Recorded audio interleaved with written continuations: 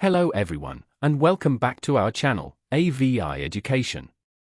Today, we're going to continue exploring George Bernard Shaw's classic play, Pygmalion. We are now at Act 3. This act is a turning point in the story, packed with sharp wit, social commentary, and character development. We'll explore the key characters, scenes, literary devices, and themes that make this act so entertaining and interesting. So, grab a cup of tea, get yourself comfortable and ready to make some notes, and let's get started.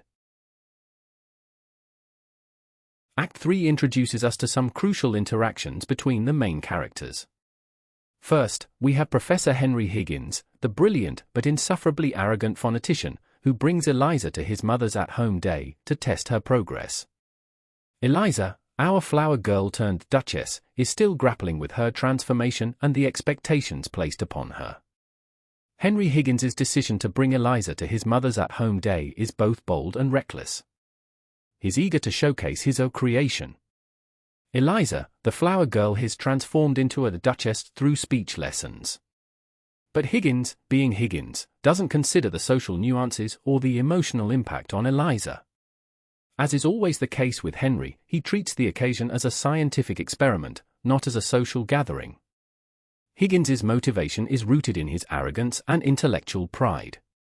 He wants to prove that his methods can pass Eliza off as a duchess, even in the refined setting of his mother's drawing room. For him, this is less about Eliza's well-being and more about demonstrating his own genius. He's so confident in his abilities that he doesn't anticipate any problems will occur. Eliza, on the other hand, is nervous. She's aware that this is a test, and the stakes are high. She's been drilled on how to speak properly, but she's still unsure of how to behave in such a formal setting. Her anxiety is palpable, and it's a reminder that her transformation is far from complete. She quickly demonstrates that she's caught between two worlds: her old life as a flower girl and her new identity as a lady. Then there's Mrs. Higgins, Henry's mother, who serves as the voice of reason in this act. She immediately sees the potential consequences of Henry's experiment and is instantly wary. She's a perceptive and dignified woman who understands the social complexities of her son's experiment. She's not impressed by Henry's arrogance and is concerned about the emotional toll this might take on Eliza.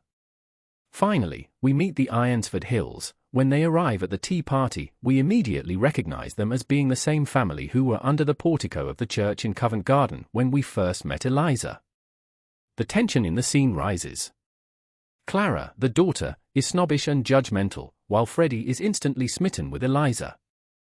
Mrs. Ironsford Hill, the mother, is polite but clearly out of her depth. Their reactions to Eliza are mixed.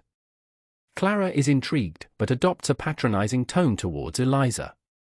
Meanwhile, Freddie is enchanted with Eliza and finds her beautiful and interesting. And Mrs. Ironsford Hill is simply confused. This mix of interaction is included in the play by Shaw to underscore the absurdity of class distinctions and the superficiality of what some consider proper behavior. Eliza's attempts to speak properly are undermined by her inappropriate topics of conversation, like her aunt's supposed alcoholism and the use of the word bloody. While the Ironsford Hills are intrigued, Mrs. Higgins is horrified, realizing the social and emotional complexities of Henry's experiment. This scene is both humorous and deeply revealing, highlighting the absurdity of class distinctions and the superficiality of proper speech. Literary devices we see in Act 3. Let's start with irony. Shaw masterfully uses literary devices to enhance the themes of Act 3. Irony is everywhere. For example, Eliza's proper speech is laced with inappropriate content. Moreover, Higgins's blind confidence in his experiment is undercut by his own lack of empathy for Eliza and for everyone around him.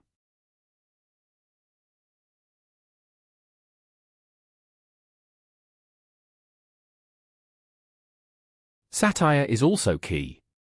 Shaw mocks the upper class through the Ironsford Hills, who are more fascinated by Eliza's small talk than repelled by it.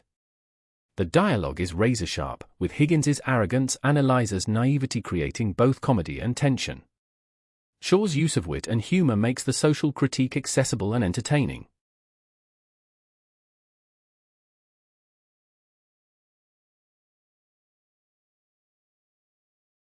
Act 3 explores several central themes. Firstly, there's the idea of identity. Eliza is caught between her old self and her new persona, struggling to find just where she belongs now. Then there's class and social mobility. Shaw critiques the rigid class system, showing how superficial markers like accent can mask deeper inequalities.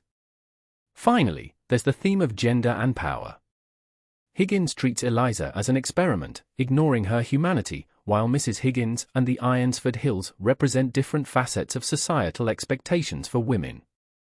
Shaw challenges these norms, making us question who really holds power in society. And that's Act 3 of Pygmalion. It's a brilliant mix of humor, social critique, and character development that sets the stage for the rest of the play. If you enjoyed this analysis, don't forget to like, comment, and subscribe for more literary deep dives. Let me know your thoughts on Eliza's transformation in the comments below. Until next time, happy reading.